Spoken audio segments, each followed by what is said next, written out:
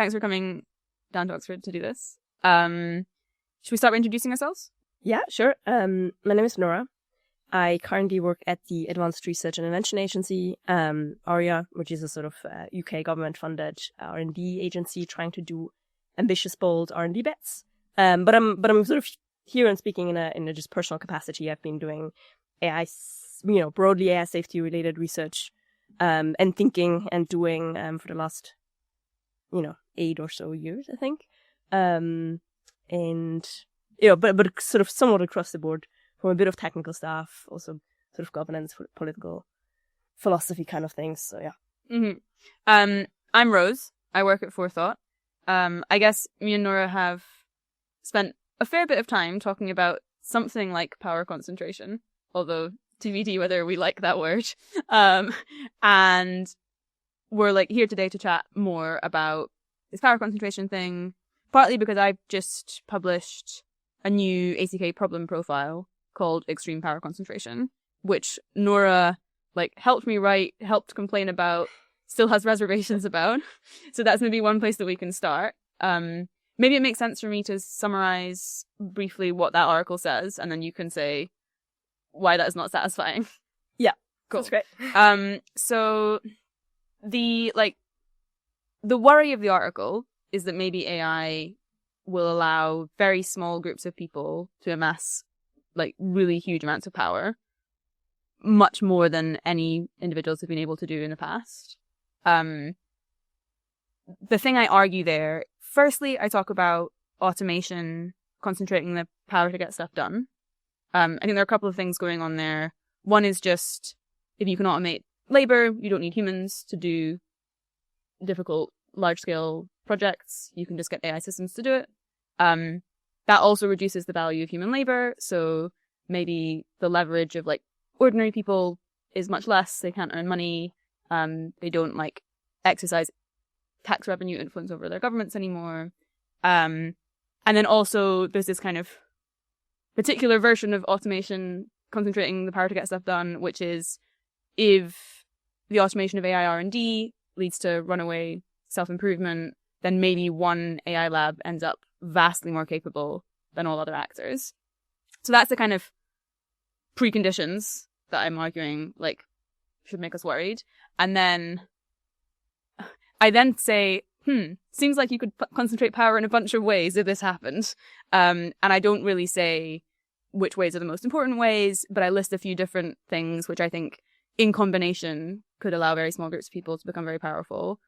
The things I list are power grabs, so power-seeking actors deliberately trying to grab power. Maybe this looks like a coup, maybe this looks more like backsliding. I also talk about economic dominance, so this is basically some small group of actors become so obscenely wealthy that it's easy for them to buy out governments, just outgrow the rest of the world, distort incentives in the way that they wish. And then the final thing I talk about is, I call it epistemic interference. I'm not sure this is quite the right name for it, but something around maybe people's ability to sense make and understand what's going on gets interfered with. Maybe that's because powerful actors are deliberately messing with their epistemics. Maybe it's just because the emergent dynamics aren't very favorable to truth. And then we end up with people kind of not really being able to coordinate in their own interests to block these things from happening. So that's roughly what I'm saying is a sensible introduction to this risk. And then, interested in your first level reactions to that. Mm-hmm. So, I mean, first of all, there's actually, largely agreement. I think I agree with all of the worries. I think they're all sensible worries to have. Maybe I think my sort of disagreement is mostly around sort of at a conceptual level. I think I would frame some of it slightly differently, and then you could ask, is this actually that relevant? I think it might be relevant in terms of having a good conceptual carving can maybe help you down the road doing good thinking about what interventions are actually useful versus not. So I'm just sort of at that level of let's try to make sure I have as much conceptual clarity as we can. Mm-hmm. And I think at that level, I guess, this, I think I'm it feels to me like power centralization is not the core thing. It's sort of so we can observe power centralization right now. We can tell stories where power centralization leads to bad things, and I totally agree, basically, that these are bad things, and there's something bad going on there. What I would argue is that power centralization is kind of not the core of it. So, for example, there is instances of power centralization that are actually good or fine. Or like another way to say this is that like if we had a world where power was like completely, distributed fully flat, that's actually not that good of a world. And I think that's for me an indicator that power centralization isn't quite at the core. So just briefly as an example, basically I think if the power is fully flatly distributed, then you can't get anything done. And actually we want to get things done. So for example, if there's a natural catastrophe, we want the government or the military or so to be able to, in an operationally effective way, react and do things about it. And that involves power centralization of some form. Or like a different example in an organization, like, I don't know, I think that organizations need somewhere a CEO or a leadership group that is able to make decisions and actually act, because otherwise nothing happens. And that as well has to do with power centralization. So I'm sort of claiming that power centralization isn't quite the core, but like something related. And then I'll let you react first, but then we can maybe sort of explore what are guesses for like what's the more core thing there. Yeah, I mean, I think I basically agree that it's not the case that we simply want like power to be as flat as possible. And like this suggests, okay, like it's not like the heart of the matter isn't just like a simple spectrum of like, okay, like how concentrated is power versus not. I guess when I'm thinking about AI futures and how things might go, the main exception I can think of where I'm like, oh, maybe I like do quite want some concentration of power in this case is thinking about something like how do we govern recipes for ruin or like really dangerous world-ending technologies. And for that, I'm like, oh yeah, maybe I do want there to be some centralized mechanism which stops other actors from doing that. I'm not actually sure that you agree with that though. Yeah. And then I'm kind of wondering, like, does this actually come apart in the worlds that we're imagining? And like, are there AI features that you're tracking where you're like, oh, and there's power concentration in this way, but it would be a good thing, and like therefore this is like more messy, or like I think it's still fair to be like, okay, this isn't really like carving reality at its joints, even if it doesn't actually come apart that much. But I'm wondering, like, is there a place where it comes apart concretely? I mean, one in a sort of very mundane way where I'm just like, for us, like, not even sort of like, oh, do governments have power? Like all these big decisions, like even just in a sort of more mundane way, within, social groups or like organizations or something, there's always some sort of like topology of like how power is distributed in a sort of very multidimensional way. So that's a very mundane way. Yeah. But it does seem relevant to me in terms of like when asking like, is power centralization the core thing? And then maybe also in bigger ways. So eventually, I think we might end up discussing something like, well, but if AI systems in whatever shape or form get, so much more intelligent overall than like humans or human collectives, in some sense, inevitably they will have more power. And then is all of that necessarily bad, or is there constellations of this that actually would be fine? And I think cautiously, I think there is probably constellation of this that would be fine, but I think it's pretty tricky, and I don't think I like quite know how to exactly, say the specific ways it would be fine. Like, I think it's actually pretty tricky, but I do think there's some that would be fine. And I think there we might get to something like, oh, okay, so what then is the core thing about this? So I don't know. I think I want to maybe say what my current guess is for what the more carve things at the reality, carve reality at its joints thing is. My current guess, and I think it's not the final answer, but my current guess is something like more like checks and balances. So like, yeah, we want sometimes for power to be localized in some places. But the question is sort of like, what's the procedural infrastructure around that power centralization that, for example, makes that power legitimate or appropriately responsive to the subjects it affects, etc. So there's a big difference between someone having loads and loads of power and just like zero responsiveness or accountability with regards to all the people that person or entity can affect, versus like, yes, power is centralized, but there is actually accountability. And I think checks and balances is sort of the term that I bringing in from the political philosophy sort of literature of the set of institutions that like in the current sort of political socioeconomic sort of infrastructure allow some of this. And then I would say my worry around AI is that not so much that like just AI will centralize power. I'm like, as a phenomena, I'm worried about that. But I think as the structural thing that I think is happening is that AI will be undermining the mechanisms of the checks and balances that we have and sort of weaken them. And that will cause more centralization of power, but also any centralization of power that there is will be sort of less legitimate or less responsive or less good. Will certainly not lead to good outcomes where there could be centralization of power that would be fine. Yeah, can I try and play it back? Yeah. And like, I guess what I'm trying to do is like imagine like what the kind of more concrete story here is. So the thing I'm imagining now is, we live in this really complicated world.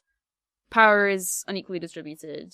But there are a bunch of limits on what people in power can do. So like there's the law. There are a bunch of rules about governments, different like legislature and executive being split, and rules about what different actors can do, so on and so forth. All of these rules, like, they function to like more or less extent in different places, but they do have like meaningful constraining power on what people can do. They've all evolved for the kinds of abuses of power that you can do with humans. Yeah. So like, yeah, you have to have people who will conspire with you. You have to be able to do that secretly. You have to have plausible deniability. Like, all of the work needs to actually get done by humans or in human brains somehow. And at human speeds. And then like the worry is, once we get more advanced AI systems that can do a lot of any kind of work for you and can do it very fast and can probably do it in ways that we haven't thought of and route around things that we haven't figured out how to route around. The worry is that this makes our existing checks and balances, things like the law or rules about government power, or even like epistemic checks and balances that we have in terms of being able to, like our ability to tell whether things are true and peer review and whatever, that this just gets kind of basically jumped over by AI systems who can like route right around it. I'm a little bit not concrete about how exactly that happens. Maybe that's part of the point, is like, oh yeah, but they're so powerful that I can't imagine how they would do it. Can you like, firstly, is that sort of right? And secondly, like, do you have more flesh on the bones of like what's actually going on when these checks and balances get eroded or get receded? So yeah, I think this is a good description. I like how you also emphasize that when I say something like, oh, we have a bunch of institutions that help with checks and balances, like, I agree, or that what I'm intending to say there is like, yes, some of them are like literally political stuff, like, oh, we vote and whatever, but actually a lot of them is just economic and cultural and like all these other dimensions I mean to include as well. So just a few more examples, and yeah, I don't think we can sort of exhaustively list this, definitely not here, but a few more examples is, yeah, I do in fact think accumulation of economic wealth is actually sort of like, I think we currently have sort of institutions that maintain checks and balances if like the differential in economic wealth or like other forms of power is sort of within some bound. But I am in fact very worried that like it's sort of like getting so big and it will increasingly that that's just like not holding up anymore. So basic, like economic power sort of can be to some extent translated into political or cultural power, and cultural power can to some extent be translated into economic or political power, and same for political power. So these things sort of start to feed into each other. So, someone has lots of money and they can do lobbyism. They can buy a cultural sort of platform that like influences what people find normal, what people find believable, what like all of that is like all of that sort of feeds into each other. And you could imagine AI making that more extreme in terms of like the difference between how much power humans have. So someone getting extremely wealthy or someone sort of cracking, like, I mean, there's already this like race going on, right? And like social media, like cracking sort of the code of like attention grabbiness and like that affecting like the memes that come out.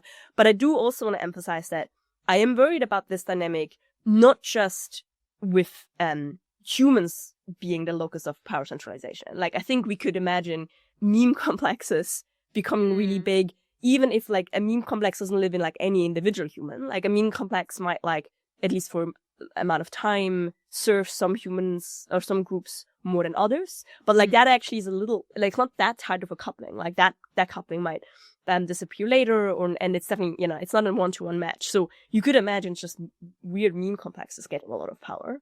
And that for me is like within the realm of what I'm worried about in terms of like checks and balances. But it sounds weird if you talk about it in terms of power concentration, or like, it's a bit unnatural. Yeah.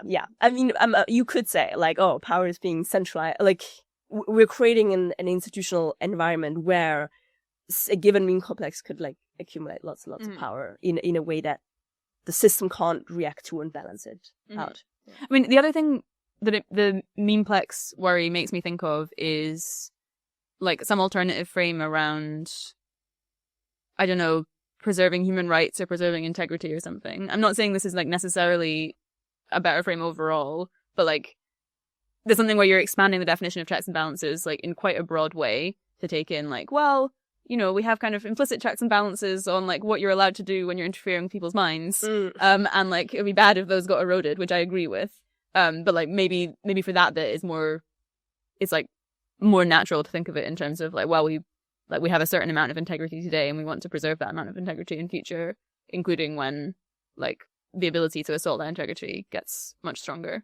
Yeah, and I mean, it is about norms, but I think it is also about like what is possible to do, right? Like I think humans just like, I don't know, I'm thinking of this as like human minds have evolved with each other to be like somewhat robust to manipulation by other human minds. Not entirely robust, but a little bit. But then if you imagine this like completely new mechanism that's sort of like not bound to be a human mind, that might find ways of convincing other human minds. So like, manipulating human software that just human software hasn't adapted to be robust against. So that's a way that the existing balance could just sort of topple. Yeah. Maybe I'll say a bit about how I see the coup thing. Yeah. So I guess I'm pretty persuaded by the idea that if a small group of people get access to much better AI systems than other people, like there will be ways for them to use this to seize power if they want to. I don't think that very pure versions of this are very likely.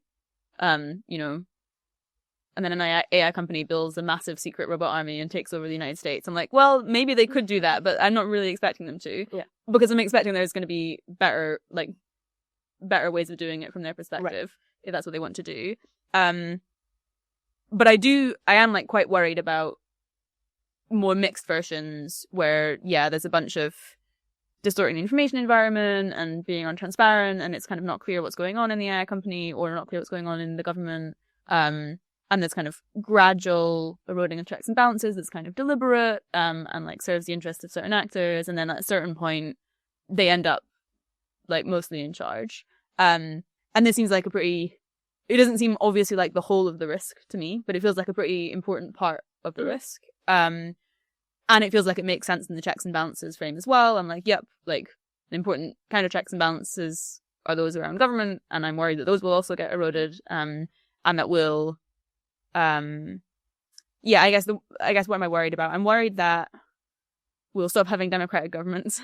And I think that I'm not sure like democracy as we've currently instantiated it is like the best possible thing, but I think it like is trying to point at something that I really care about. And maybe it's to do with this responsiveness to the subjects of power thing that you're talking about.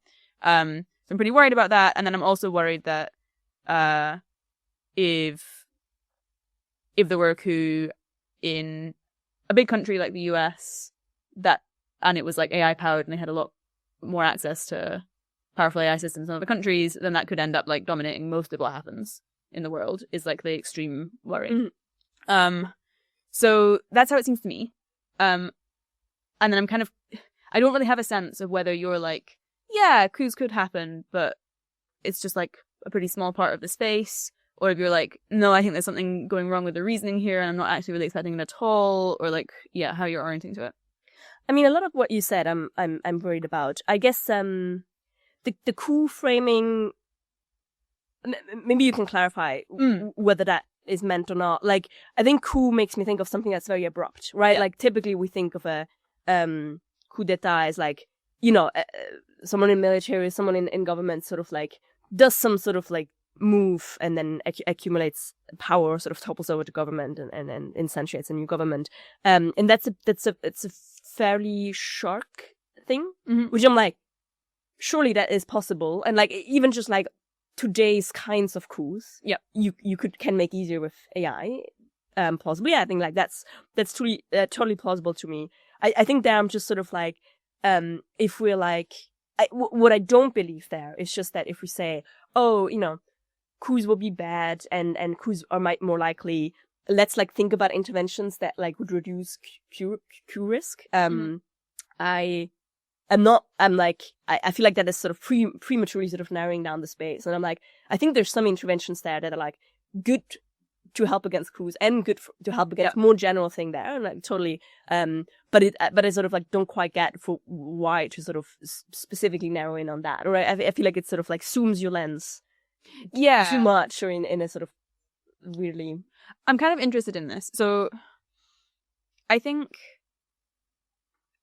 I can definitely make sense of, hey, like we haven't really worked out how big a part of the space coups is, and so if we are like filtering entirely on that for our interventions, we're going to miss important stuff, and like we shouldn't do that yet. I can understand this as a perspective. I think there's a different perspective which, say, my guess is Tom has, Tom Davidson, who also works at Forethought with me, which is more like, I think in his view, it would be more like, okay, the really scary outcomes, though, are the ones where we end up with just a couple of people in power. Because that's more likely to be unchecked. Like, if you end up with some, like, larger group in power, it's more likely that they provide natural checks on, for example, like, one of them is a sadist. But if, like, one person in 1,000 is a sadist, the other 999 people will stop them from doing sadistic things. But this is not the case if it's one person.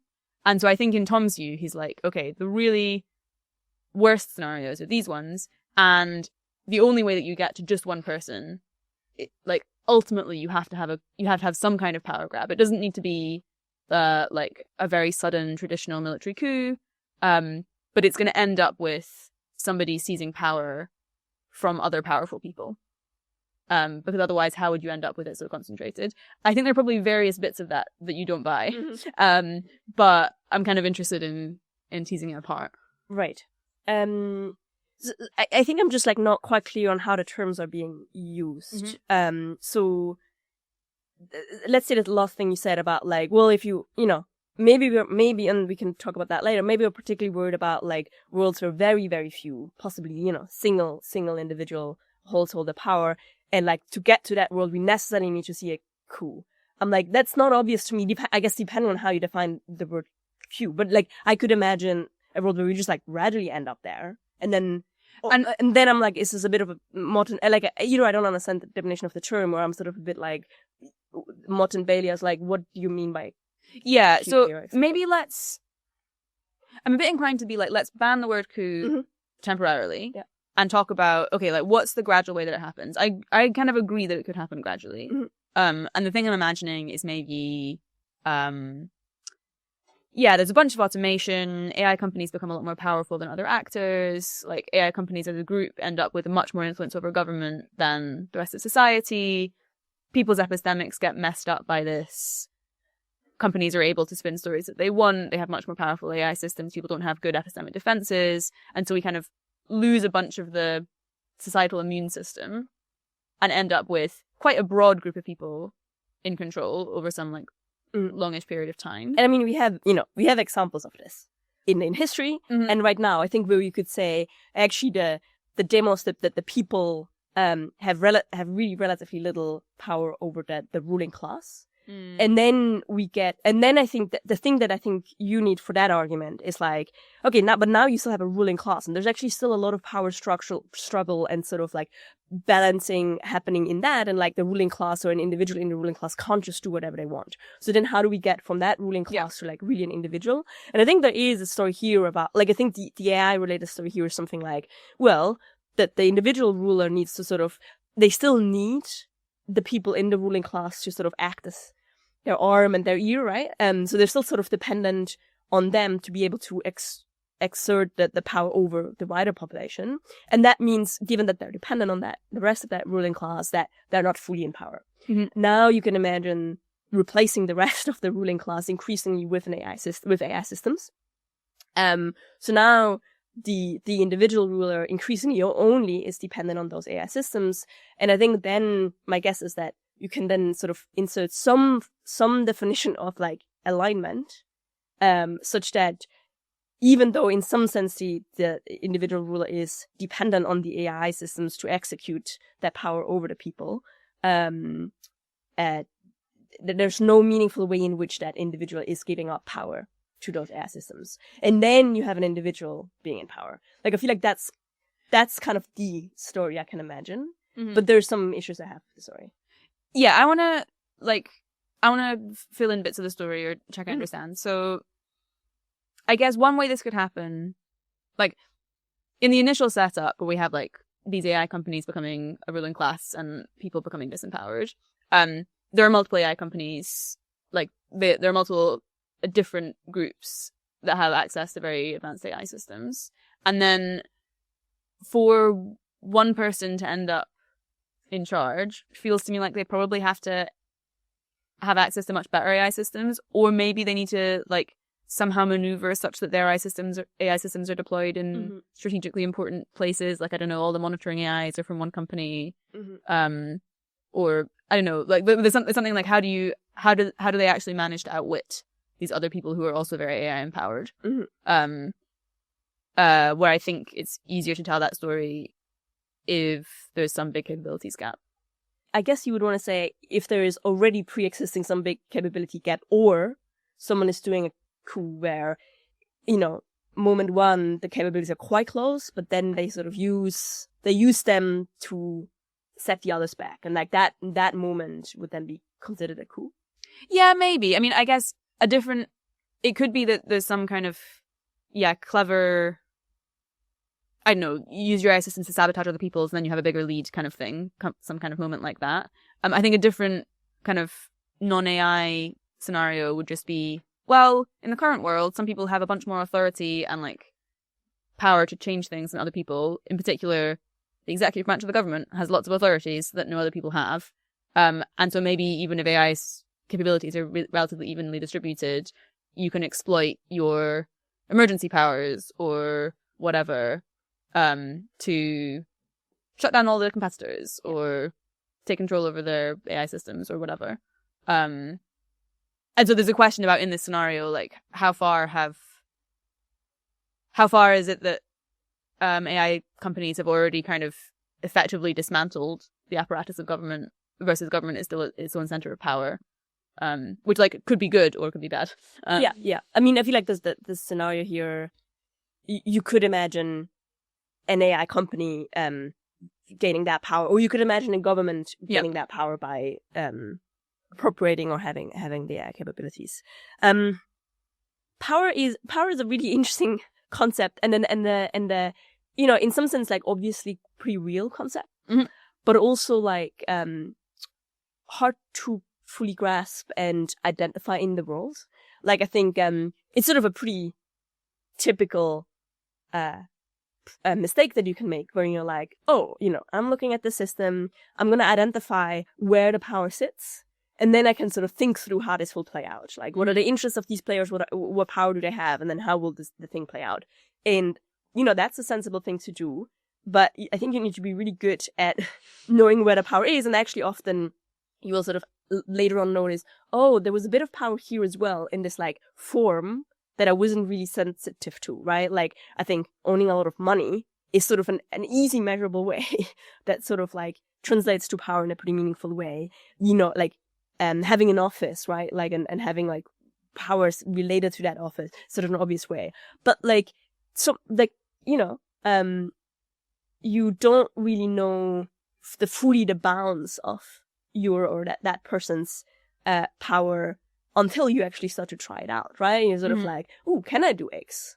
And then sometimes you'll be surprised that like, well, I normally I thought that's not within my power, but like turns out that went fine, and it was, it somehow just cashes out in like, how does all the other actors respond? What is their interest? What is their power? What sort of situations are they in? And then so I think what I'm trying to say is like a tricky bit here is doing the power analysis right.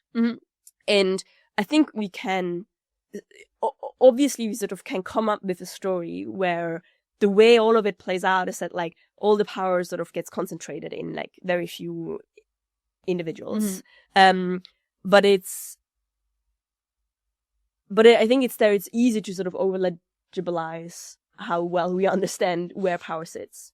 It makes me wonder how much, if there's less disagreement than I thought between us on this like coups, power grabs, something or other, and it's more an issue of like the paper that we wrote on AI-enabled coups is like really trying hard to legibilize something, and is therefore focusing on like a very narrow, specific instantiation. And we're like often we're looking at kind of pure categories where we're like, well, what if you inserted secret loyalties into military systems? Right. Then this would happen. And I buy that internal logic, and I do think that like this is part of the reason why I'm worried about this thing. But then the actual phenomenon in the world that I'm mostly imagining is something that's much more gradual than that. Maybe it involves that at the end, maybe it doesn't. And that these are more kind of the most legible, specific breakdowns that we could think of. And like, because they're more legible, they're easier to analyze, and they're easier for us to argue about, and so on. And it's like cleaner. And then I kind of imagine, my guess now is like the thing that I'm imagining, you also think is like plausible and worrying, and you just like wouldn't talk about it in these ways. And like you're being put off by, okay, but like why this really specific thing? But there's something about like, oh, sure, like powerful actors could use AI to like gradually wrest power from other people's hands, that you're like, yeah, I'm worried about that. It's a very good characterization indeed. I'm worried about making these very clean arguments, over legibilizing, and then relying kind of too much on them, like too much on those abstractions. And I'm like, it's if it's used to like illustrate that, there's a thing here, I'm like, that's good. Like, it's good to sometimes take a broad phenomenon and be like, let's see whether we can talk about a specific example. But I'm a bit worried that then when you then use that specific example to be like that, that's the entire class of the thing. I'm like, that's like, we should be very careful about how much we lean on those concepts. So yeah, I think it's a good characterization. There's another thing that I think is interesting, maybe. That it's related to one of my reactions to sort of coup framing, which is, so somehow to end up in a world where there's basically an individual human that has like accumulated all the power, and I told this story about like somehow this has to go via AI ending up doing like all the work to actually enforce that power, and because now AI has automated this, that ruler is like not dependent on their ruling class anymore. And this is why maybe now power is much more truly centralized. But then I'm like, okay, but then let's look at this like relationship between the human and the AI. And I'm like, even there, I feel like we're like being too, we're using too clean concepts when to say like, all the power actually is in the human, because I'm like, like, where is the de facto power here actually? So at that point I'd be like, how much is the de facto power actually in the AI systems? And if I remember correctly, this might be wrong, but if I remember correctly, I think the definitions, either in the ADK piece or in the coup piece, you give is there's the power centralization risk, which is about humans, small groups of humans accumulating the power. And then there's this other thing where like the AI ends up taking over, or like AI systems take over power. And that's like loss of control or some other risk. And I'm like, wait, like these seem much more continuous to me, because like, in your world where you end up with one human individual having power, that goes via the AI systems. And I'm like, is it actually the human having the power? Like, can that human actually comprehend all of that's going on and like meaningfully actually use their power? No, they can't. They're using AI systems. And then what would it mean for it to be perfectly aligned? And I'm like, I don't really believe in that concept. So I'm like, I feel like at that point, it just sort of merges into that more like human disempowerment situation, or that loss of control situation. And I'm like, yeah, like this is like what the world is like. Those are like very, fuzzy. They sort of meld into each other, these concepts. And then I'm a bit like averse to being like, those are two separate problems. They're like not related to each other. I'm like, yeah, I'm pretty interested in this. So there's a kind of boring practical thing about it's the ATK piece, and the boring practical thing is like ATK already has a problem profile on loss of control.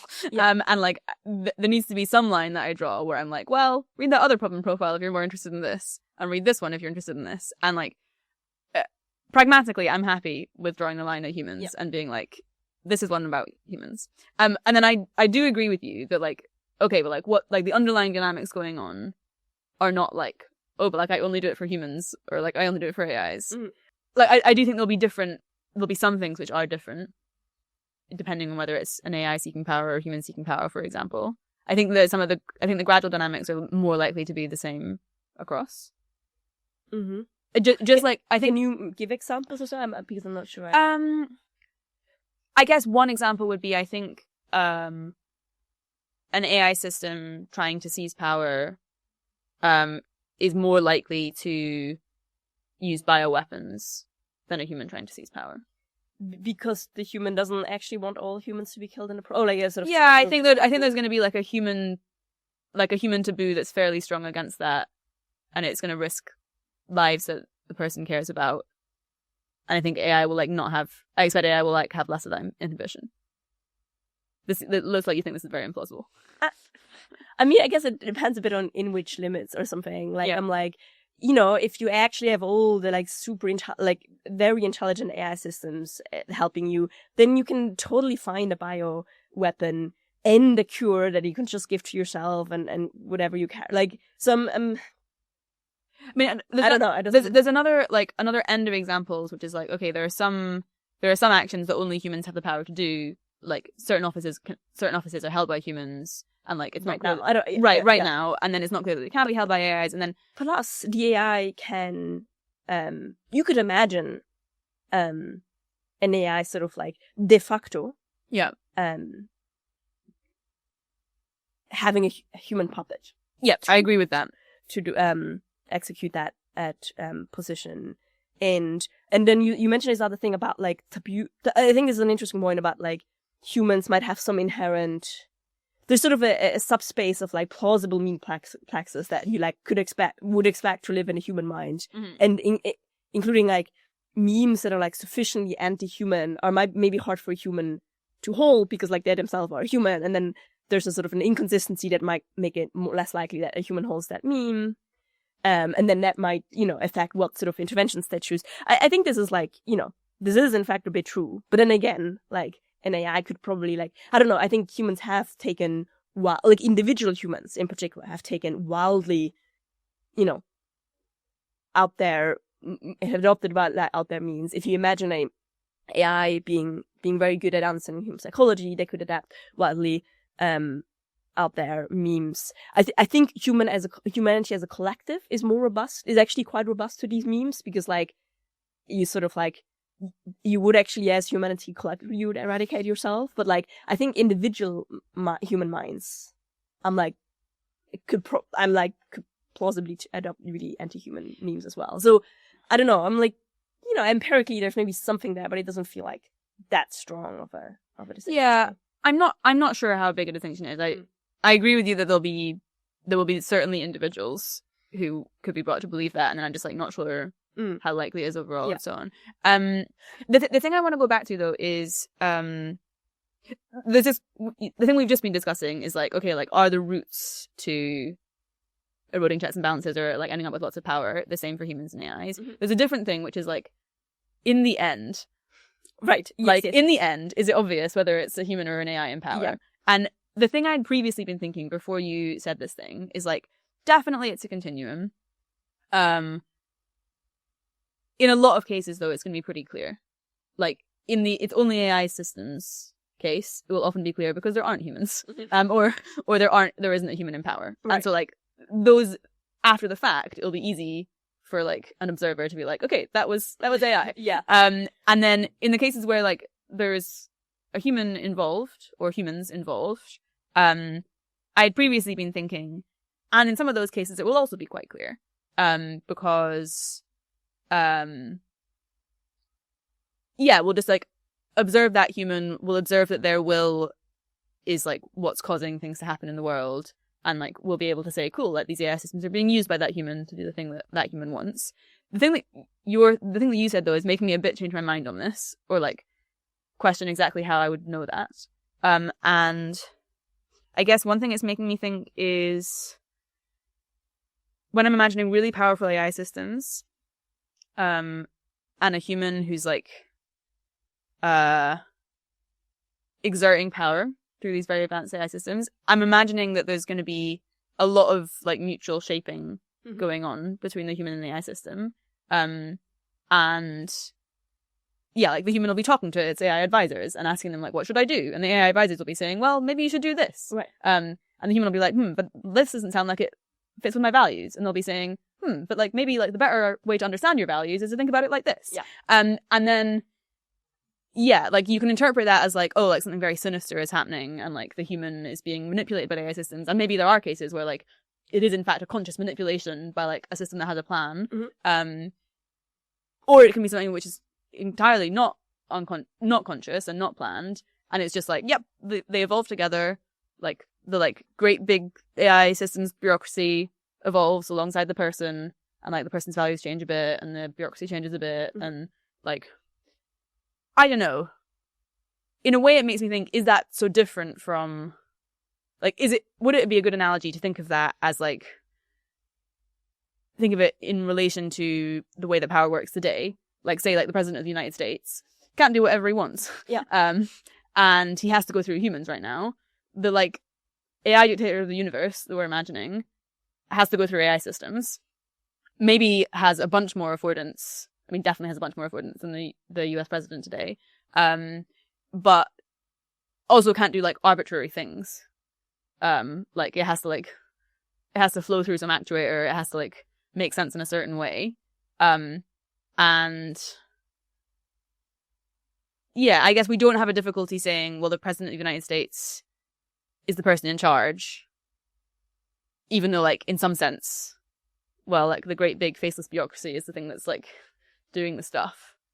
And then yeah, like I guess I don't have a strong feeling about like, should we call this like human takeover versus not. Yeah. But I'm like, I am seeing like, oh yeah, there's more nuance. I'm like the simple thing I was imagining of like, well, the AI systems just do exactly what you want, like actually you'll be evolving together or something. Yeah, that captures my view pretty well. I mean, I guess one thing we could start moving towards is thinking about like what we think the best ways to stop this from happening are. I guess I'm especially interested in, like you've been mentioning, like, oh, part of why you're more into the checks and balances frame is that you think it's going to be better at spotting the kinds of interventions that we need to prevent this. And you've been talking about like, oh, if we overfocus on coup interventions, we'll miss the important stuff. I kind of agree, at least with the latter point. But yeah, maybe you should just start off with saying a bit about like how you think about what we need to do to address this risk. Right. I guess in some sense, what to me feels like the big problem to solve, where then different things that we've talked about now, including coups, including other things, are sort of like instances or manifestation of that bigger problem. The way I would currently frame the bigger problem is something like, figuring out what is some sort of metastable post-AGI political economy. Like, how are we gonna arrange living together in a way where you're like, this is good, this is like legitimate, this is good, whatever that means. Is actually kind of hard, I think, to exactly say what we mean by this. How do we arrange living together in a way that we are like, yeah, this is good, given all the changes that are coming at us with AI. And that the changes here are including things like, something like power grabs, whether local or like really, really global, become easier, as well as like, the way the economy works, giving that like, labor will sort of like, I think labor will become less of a central sort of organizing feature of our society. Like, that's kind of a big deal, because the way we have figured out how to live together right now has a lot to do with like, the role of labor. So, and I think an illustrative example of this question, that helps me think about it is like, when you imagine, the sort of regime change that happened from the feudal sort of way we used to organize ourselves as humans to the like would end, and this was over several hundred years, but what ended up being basically the capitalist sort of way of organizing ourselves. I imagine sort of being in the feudal age, and then having these serfdoms and having lords, and then and then someone coming to you and being like, that thing won't exist anymore, and what we'll have instead is like capital and labor, and like you'll have a job, and it sort of be like, what are you talking? Like, that's really weird. And obviously, like, this took a long time, and I think it was sort of like probably not really imaginable that world would work, from that prior perspective. But I think we're sort of forcibly going through a similar transition, but we're not yet able to imagine what is the new constellation. And I think that that's also like, it's sort of tricky. Like, my guess is like, this is not just gonna naturally go well. Yeah. Or like, there's a few different ways this could probably go. And like, maybe if we like try really hard, we can sort of imagine some ways this could go that are sort of like better somehow, and then help like steer towards those. And to me, that's kind of the really big problem. Like, what's the post-AGI political economy? That's to me the big problem. And then the other things are sort of instances. And so yeah, I would sort of measure interventions on like, how close are they going to that? Like, is that interventions? Are we like building up a key mechanisms that will help distribute and balance power in that new regime? And yeah, something like help make sure AI systems don't have like secret loyalties. Maybe it's kind of a piece in that, but yeah, I'm like, seems good for people to think about this. It just doesn't seem like anywhere close to like, and then if we solve that, we're particularly good, or like we're I mean, I agree with that. I don't think people who are trying to solve secret loyalties think that it will solve the whole problem. I think they more orient to it as like, cool, this seems like a gap we should plug, which I basically agree with. And then. Yeah, the thing that the kind of overall frame of, okay, we need some new political economy for the AI era makes me think. Like, firstly, it makes me imagine how these transitions have happened in the past, which is like extremely gradual. Nobody is planning it. It's just like an evolution that's driven by economic forces and like the way that plays out in social norms and how political power is used to kind of how it's exerted your there's some sense making that, like you can point at like thinkers that have, and I think it's like interesting. I would think of them as doing in part observing what is happening and spelling that out and making that legible, as well as doing a little bit of imagining what the thing could be, and then sort of with that like reifying certain notions that become organizing notions, like reifying notions of like the market and the job, etc. So it's funny. I think it's sort of a dual sort of like just observing what is actually happening, describing that, and also like a little bit maybe imagining where it could go, such that these things become like nuclei of like organization. And just to ground it, like, are you thinking of people like Malthus and Ricardo? Are you thinking of people like Marx, or like? I think all the political and economic thinkers. So like Adam Smith, Marx, Keynes. I mean, those came later, but I think Rousseau, like the political philosophers as well. I mean, this is maybe a digression, but like a thing I'm interested in here is, like how much of a causal role do they have? In what happens? Like, they do this observing, they start to use some concepts. We end up using those concepts. Like, that's obviously helpful for how we like organize in our minds what's going on. But like, is the thing that's going on just happening anyway?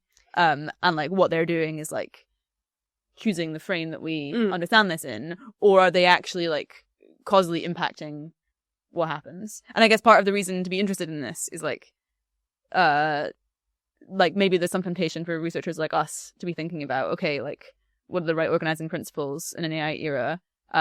Is this just us giving names to things and it doesn't matter?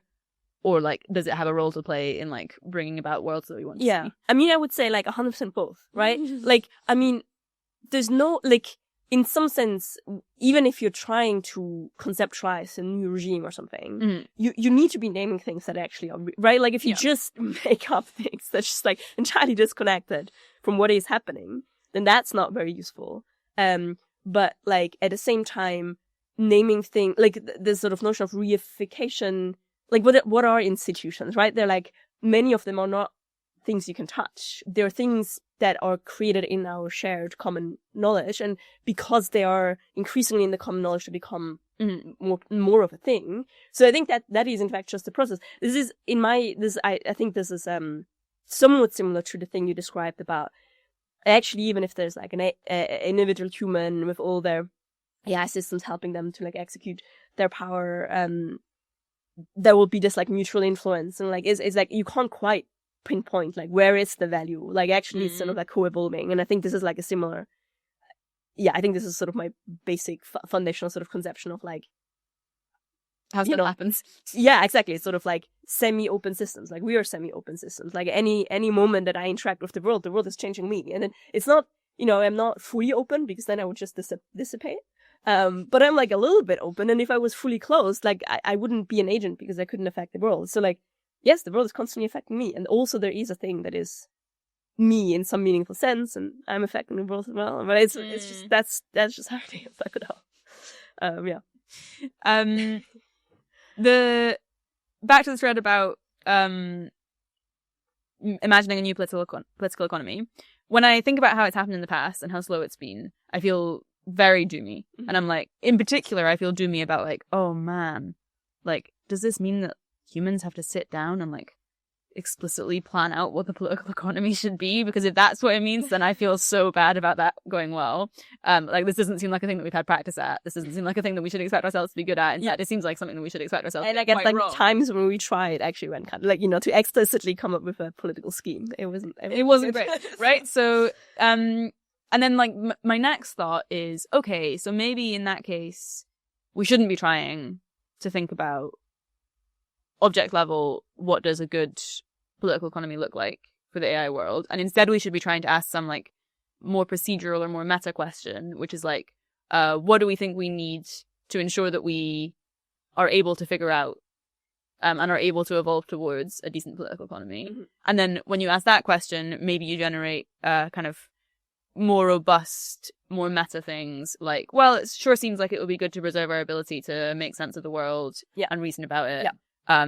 Great. Seems like there are a bunch of concrete things we could do about that, including building a bunch of AI tools that will help us to like keep up and like advance our abilities as AI is getting stronger. I'm kind of interested, like, to what extent do you think we should just park the question of what things should actually look like and think about, okay, how do we preserve our ability to get there? Versus like, you think it's actually good to be doing some of the imagining? Interesting. I guess like, I mean, in some sense, I largely agree. Although, I guess my object level, meta level distinction is slightly different. So I'm like, we're not like, I don't know quite what the object level here would even mean. We're not drawing out what the world will look like in a decade or 2 or 3. But we are, but then you said something like, oh, but we can think about some procedural stuff. And I'm like, yes, but like maybe the procedural stuff is exactly the definition of the regime. I don't know. So what I would say is, yes, we don't want to like top down just like sketch it out. But I think something we can do is trying to think about, what are nudges that feel like they get us more into the like, right, half of the circle or something. What are some features that seem likely to be part of a sensible regime? So for example, like a world where I think sense making might be one of them. I think checks and balances in some form is such a feature, which I'm like, I don't exactly know how concretely we'll instantiate it, but it seems sort of one of these meta or procedural features that is worth thinking about. And then I mean, like, I do think also just sort of like, what can we do right now to sort of maintain or increase our ability to be navigating this are really good, because I think I think earlier I sort of like said a metastable post-AGI. What I mean by this is sort of like dumb, but what I mean by this is like, it's not like it's a stable position, right? Like a stable first order thing. It's like, it's more like a stable trajectory. Like, this will change all the time, right? Like a regime, and even a capitalist regime or so, it wasn't like instantiated once and then it was that. Like, it's like an evolving thing. The question is like, do we have the means and the procedures and the to make that trajectory be a sensible one? And I think those means are more things like checks and balances, sense making stuff, like all these sort of like empowerment flavor things. Yeah, this makes sense. I kind of want to get us like one more level of concrete on the like on the question of what could we do in the current world that would make it more likely that we end up in this world that you want to get to. We've talked a bit, we mentioned at a high level the sort of like, like epistemic tools and like helping us to make sense of the world. Are there other things on your list where you're like, yeah, these are things that I'd really like people to go and do? Yes. I'm not actually sure I have, probably if I like thought about it more carefully, I would have a more meaningfully comprehensive-ish list. But I can say some things that come to mind. Yeah. So I think one of the sort of most short-term actions that I'm like, this just robustly seems very good, is transparency-related things, like transparency around like what's going on at AI labs, for example. I think that's like sort of a precondition for any meaningful like humanities kind of steering how we want to deal with situations, and a meaningful bound on the sort of power they can accumulate in companies without needing to sort of overreach in a way that I think is bad. I think there's AI companies as well that are sort of pretty in favor of that. I think there's like lots of transparency related things that will just sort of put us in a better situation to even reason about what we want to do. So I think these are really good. This is like including sort of like, I think whistleblower protection stuff I think is good. So that seems like one of the most obvious like short-term policy interventions to me. I'm also very pro the transparency stuff. The thing that it's doing is it's getting more information to a broader set of people so that they can reason about the state of the world, the risks that we're facing, whether this is the right thing to be doing, etc.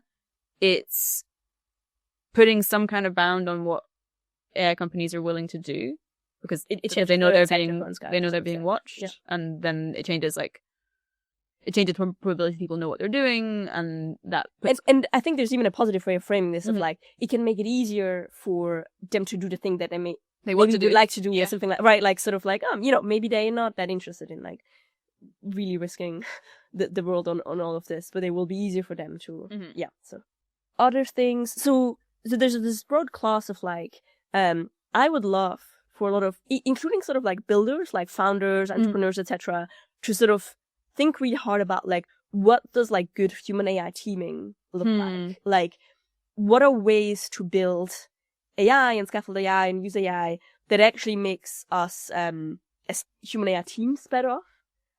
So there's just sort of the classical sense of like, like, is the AI smarter than the human? Like, that's one thing you can ask. But like, I think and then in my worldview, it's sort of inevitable that AIs will increasingly just like get smarter.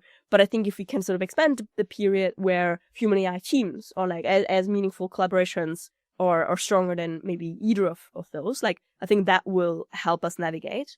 So I think there's a big design space of like what could that look like?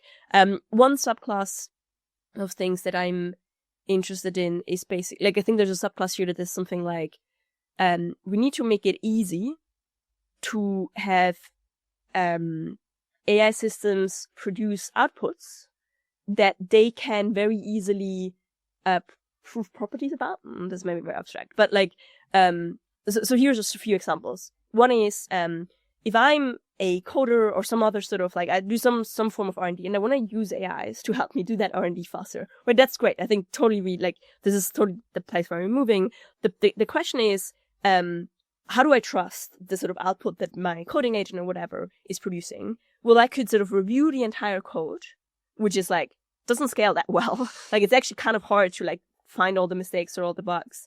And also just like time-wise, it doesn't scale very well. What if we like gave more of the sort of, what if like the AI did a bit of extra work that made it easier for us to see whether the output is in fact what we wanted?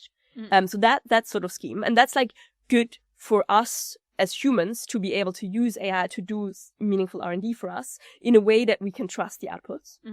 Even if we maybe can't 100% trust the AI, either because we're like, oh, maybe the AI is scheming, or just because you're like, this AI is pretty capable, but it like makes mistake, right? Like either of these scenarios.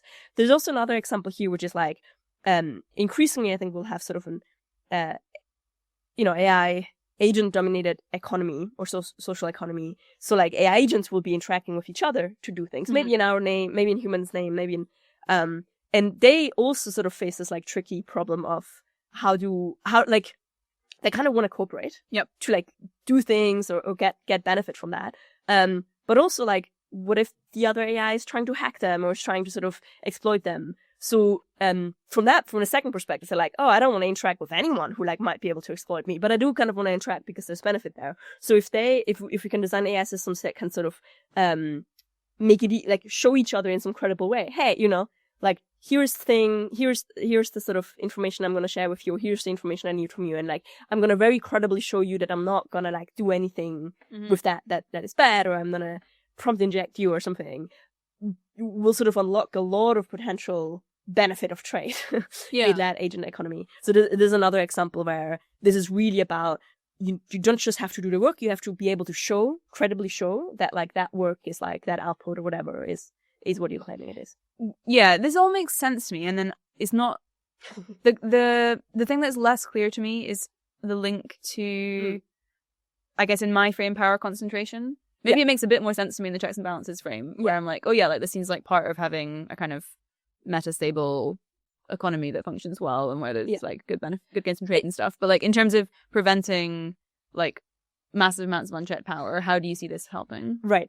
Yeah, I think maybe it's a kind of a good example to show the distinction a little bit, right? Like, so imagine this AI agent-dominated economy. Like, imagine a future where like literally most of the economic work is done by agents de facto, and then we can sort of ask, well, would that be good for humans or not? And we're like, I don't know. Like, I guess another way to ask is more like, is there any version of this that is actually still good for humans?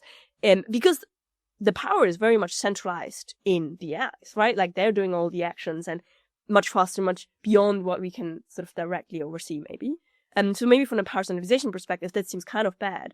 But I want to sort of claim, or at least sort of be like I think we need to think really hard about how we could make this be good, because I think that's kind of really where we're headed, and I'm not that, it seems like that where we're going. But I think there is a way of having maybe power centralized quite meaningfully in these economic AI agents, but still having like really legitimate checks and balances such that humans are in some substantive way that we care about still well off. So, for example, because we have built out workflows, etc., that allow the agent to sort of in a meaningful way act as a proxy for humans and like do economic work for them, by sort of having the AI sort of like legitimately show that that's what is happening. So yeah, I think it's like the sort of thing that enables that world where maybe sort of in some sense a lot of power is centralized in the AI agents, but like humans are still protected in this like slightly other way. Yeah. And I mean, I guess it feels like there are other things going on there too in terms of whether the power is like balanced or not. Like, back to the feudalism example, like you can say, oh well, like all this stuff is done by serfs, so the serfs have all the power, but like that's not how we see it. Yeah, because like there's ownership and like there's one person, the lord, who captures all of the value. Yeah, and then like in this AI economy where everything is done by agents, I kind of feel like it's underspecified. Right. What's going on? Yeah. I mean, I think the difference is that like the reason we would say the lords had like power over the serfs or whatever is because they had enough physical, like monopoly of physical violence to actually, if serfs and you know, there's a coordination problem there because maybe all the serfs together would sort of coordinate and rebel, but that wasn't made possible for like whatever other structural reasons. So that, I think in a meaningful way, like given how things unfolded, the serfs did not have that much power. And they would have had, you know, yes, maybe if they had more coordination check. Right, if they'd given great But I think in the AI case, I do actually expect it to end up being different by default, which is that like humans won't be able to meaningfully oversee just the speed and scale of transactions. So that I think in a much more real sense, I'm like pretty worried about the fact of the power actually being much more in the AI's hands. There's maybe this is going to be a little bit too conceptual, but I think it could be a helpful concept to introduce, which is I really like this notion from political philosophy called so we can think about freedom, right? Like, and freedom and power are very, very related because freedom in some very meaningful sense is kind of like freedom from power, right? Like you can do what you want rather than like what someone else who has power over you wants from you. But there's interesting nuance in like the different shapes of freedom, right? Like there's the like, you know, freedom from like being coerced to do things. There's also like there's what they call a positive notion of freedom of like you have the freedom to be able to do things, right? Like even if it coerces you, if you don't have the economic means, you can't do some things, and then maybe you're still sort of constraining your freedom. But then I think the notion of freedom that I think is really interesting is freedom from arbitrary coercion. And the reason I think this is interesting is because you and I, we're not completely free, turns out, but also in a sort of political sense because we are kind of like subject to part of this social contract, which means there's some things the government or the police would like constrain us from doing. Like we can't kill people, we can't steal, right? Like in some sense you could say like this is constraining my freedom to just take the things that I want to take. But in another sense it's sort of maybe expanding your freedom because now you know like people won't arbitrarily do this to you. But the really key thing in why that infliction, you know, that coercive force of the state over you, that you can't steal, whatever, is like more fine than in some other cases, is because it's like non-arbitrary. Like there's a specific set of things that we have all agreed, you know, we'll live together. It will make us better off living together when we, you know, all not do these things, including, you know, sometimes forced upon us by police force or whatever.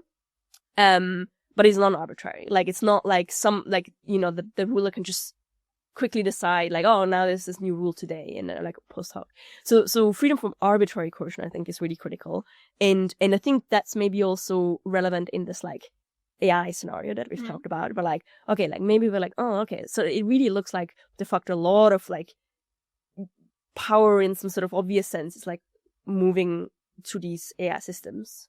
Is there still any way in which plausibly we could be, like, humans could maintain to be in a good position? And I think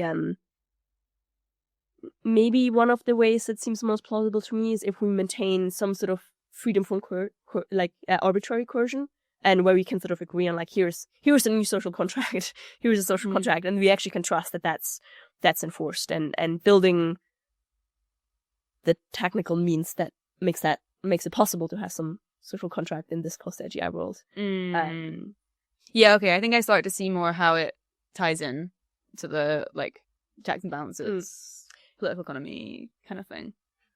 There's another example I'll give. which is technical work. There's obviously a lot of non-technical work also that's relevant, but I actually am kind of excited to flag technical engineering work because, there's a lot of people trying to build things, build things that I expect will be more useful, which is hardware-enabled governance mechanisms or hardware-enabled guarantees. Because I expect that like most of the social and economic life will be basically happening on compute hardware because AI will be doing it. I think compute hardware is a very interesting locus of instantiating some sort of checks and balances. Mm-hmm. And I worked some time ago on an idea, a high level sketch for like, is there some way we could maybe instantiate certain non-arbitrary rules on compute in a way that does in fact constrain us and AI systems from doing certain things. Mm-hmm. So it is a bit of an inflection on our freedom, but it is doing so in a non-arbitrary way. Yeah. So like anything that we haven't specified is like not okay to do because the like negative externalities for everyone would be really negative. Everything else is you're allowed to do, and more so like no one can arbitrarily just like make you not do or take away from you. So what would it look like to sort of equip compute hardware with like mechanisms that could instantiate these non-arbitrary rules, and you need a few different things around this. You need including sort of temper security that no one can like fiddle with the chip and sort of post hoc change something about it. But I think that's something that would in my head be one of the biggest deals for just like personalization checks and balances thing. There's a lot of open questions still, right? Like how are we going to decide and who's going to decide what are those rules, etc. And we need really solid mechanisms for that, and those can't be purely technological, right? At some point there's some sort of like decision making that needs to happen. But like, yeah, I think that's sort of a promising direction that I have some hope that we could maybe figure out how to make work. To check that I'm imagining the right sort of thing. The thing I have in my head now is maybe we figure out, we do a bunch of this technical R&D and we figure out how to do it on the chip, and we figure out how to make the chip tamper proof. Then we could end up with software that's running on hardware that verifiably doesn't allow the software to do certain things. Yes. So maybe this is like you can't build bioweapons, or maybe this is you can't operationalize seize power over a country. You can't say that somehow. Yeah. And then we know that any AI systems that are running on these chips are like technically incapable of doing certain things that we don't want to happen. Yeah. But everything else is allowed. Right. Yeah. You can play whatever games you want to play and whatever. So yeah, that is a gist. And like just to sort of caveat and flag this, like probably obvious to most people, sort of like this like operationalize, don't do a paragraph like into sort of like the logic we can implement on firmware is obviously very hard, and there's like maybe not non-perfect, and like it's not it's not an easy problem, but I think there's at least some progress, like there's progress we can make on that, and sort of thinking about what are ways of implementing that. And it might not be perfect, but it might still carve out a lot of the negative extreme negative externalities. Mm-hmm. And it seems like that will buy us something. Yeah, makes sense. And I want to run past a couple of other like things on my list mm-hmm. of things that seem good to do to prevent really extreme unchecked power. And just like get a sense from you of like, do they make sense in your world or not? One thing that seems probably pretty good to me is like now moving towards how do we train AI systems to follow the law? Mm-hmm. Like the law is this like very big, very imperfect system of checks and balances that we spent a long time honing. Yeah. Right now AI systems can break the law whenever they like. This means that humans can use them to break the law, including in very high stakes circumstances. I'm not exactly sure like exactly which laws matter most, and like should this be all the time or should this just be in certain deployment situations or whatever. But like knowing that we're able to get AIs to follow the law would reassure me. Yeah. Does this seem like a part of the puzzle to you, or? Yes. Definitely first order. Yes. I mean, it gets tricky because the law is not well specified. Yep. And like sometimes the ambiguity is actually doing work, and then it's just like becomes a bit, it is just the core of the problem of like, okay, like what does that then even mean to follow the law? And there's like loopholes, and we need to be careful to not assume that once AIs follow the law, then everything will be fine, because there will be loopholes that AIs maybe differentially can exploit and humans haven't so far. So that part of the legal text hasn't yet been robustified in these ways. So there's challenges there. But yeah, definitely first order, yes. And I guess in particular, I think a maybe slightly easier problem that would, I think, get a lot of the benefit is something like, I would like to be in a world where I can interact with an AI agent, and that AI agent can really credibly show to me that it has followed the law. This is very useful. Yes. And I think it's like slightly easier because it's like not like we need to, make sure that every AI ever does this, but so it's more of a subset, but it sort of allows us, I guess, to create a world where we can do some sort of form of like differential attachment, right? Like I'm gonna like because we can sort of mutually benefit from cooperation, I do want to cooperate with you, and then if you show me that you're like a trustworthy agent to interact with, and then that sort of can strengthen that bubble of individuals and agents that do the extra work to show that they're trustworthy and follow those laws, and they can sort of become stronger together, even if there may be some rogue agents that won't do that, because I think it will be really hard to sort of make every agents follow the law or something, like, because open source models and you can tune them, etc. But then if like that sort of bubble gets strong enough, and if they can build sufficiently resilient infrastructure around that bubble, now we can start to protect something that's really worth protecting. And I think that is sort of like, I guess, my current guess for what is maybe possible and would get us a lot of what is desirable, which is sort of why I've recently been thinking a lot of sort of the notion of resilience, right? Because like if we can get positive sum trade to happen within these agents, and then we can protect that bubble. Yeah, I think my main worry with that, as you describe it, is that it only works if there isn't a big intelligence explosion, or if the capabilities gaps get really big, then it does in fact matter that the most powerful models are like this. Yeah, and it doesn't, and at that point it won't matter if like there are other like semi-resilient bubbles at less powerful levels of AI. So yeah, I agree that there's some ways that like AI or indeed could go that would just give us sort of some very extreme explosion, and then like if that system's not like, that's kind of all it comes down to. There's definitely some worlds where it's like this. There's some worlds where it'll be a bit less extreme, and where actually, this is why I mentioned this, like make human AI teams really good, make sort of the cooperation between like friendly AI systems and humans, and maybe give the friendly AI systems tools that make them stronger as well, such that like that will be like strong enough to actually keep up with the explosion thing, where the concretization is something like responsible democratic governments have access to these really great human AI teams with very good tooling, even though they don't have the most powerful systems like in raw capabilities. They're able to like defend the legal system, defend the checks and balances that the government has, and like these people who've got like more powerful raw capabilities aren't able to kind of subvert the system. Like that's like sort of if they as a team are strong enough to build resilience against what rogue agents we might, like rogue actors we might end up with, then I think we have like meaningfully won at something. I feel like there's a bunch more interventions that we could talk about, but maybe also we should be bringing it to a close.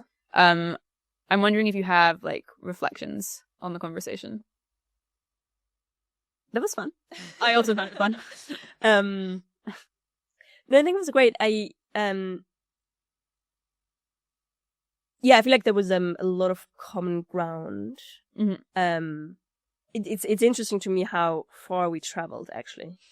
I'm not sure whether that's a good thing or a bad thing, but I think we covered a lot of interesting grounds, even things that even if it's like not very very narrowly like maybe power centralization at first sight. But I guess I like that we were able to maybe show some of those connections and how these things may fit together. Yeah, I liked it too. I think my reflection is, I think there's something pretty powerful about the checks and balances frame, and I do think it goes a layer deeper than the power concentration frame. And I especially feel kind of excited about the surface area it gives you on thinking about, okay, but like, what's the end game? The end game is like metastable political economy for the AI era. Okay, cool. Like, how do we get there? Right. And that seems like it seems like it's pretty fruitful for you. It seems like an exciting frame for people to be thinking in. I guess I still feel pretty happy with power concentration as the kind of plain vanilla, okay, well, if we break these things down, then like this is one of the things, kind of introduction. Mm-hmm. And so I guess I don't feel like, oh, like everyone should be thinking in terms of checks and balances. But I do feel excited for people to be thinking about it in that frame. And then I guess also a lot of the interventions that we've talked about, you don't necessarily need to be thinking that hard about power concentration or checks and balances. You can be thinking about, how do you build this thing? Yeah. And like in the background, it contributes to these problems. But like maybe a lot of the people who we want to be working on this stuff, like we don't really want to be thinking about what's the best frame for thinking about the problem. Yeah, I mean, I would definitely agree that even if you just think about, like AI might cause a bunch of power centralization related problems, what are sensible things to do about this? I think you'll find a bunch of sensible things to do. I totally agree with that. I guess like I just like I think I would say for anyone wanting to work or working on power centralization, I think I would very much love for them to keep the checks and balances frame in mind as well. Yeah. Just because I think sometimes you might encounter a situation where you're like, whoa, power sure seems centralized. We should change it. And like maybe actually, sometimes the thing you should do is not change that power is like quite localized, but just what is the accountability on that power or something. And like that will maybe be the more sensible intervention. So I think for anyone working on power centralization, I'd still hope that they keep that frame in mind as well. I mean, but yeah, that stimulates a new thought in me. Yeah, maybe this is like a good closing thought or something. But there's something when you take the power concentration lens. Yeah, it often feels like, I don't know, I'm imagining this incredibly powerful actor. I'm imagining like this company that has access to like godlike AI, and I'm like, how do I constrain this actor? And it just seems impossible, and like feels very like a brick wall. And then there's something about the checks and balances thing where you're a bit more trying to flow with the river, and you're like, okay, cool, like power is flowing in this way, it's flowing in that way. Like what's the way that we keep this accountable? Like you're not trying to stop the river, you're just trying to like figure out, okay, like what are the flood defenses that we need? Like how do we stop this from like flooding all our cities? Yeah. And yeah. And sometimes the intervention you should do is also like divert some of the water in a different direction, right? Yeah. But yeah. Sure. Yeah. Okay, cool. I think let's wrap. But cool. Thanks a lot for the conversation. Thank you.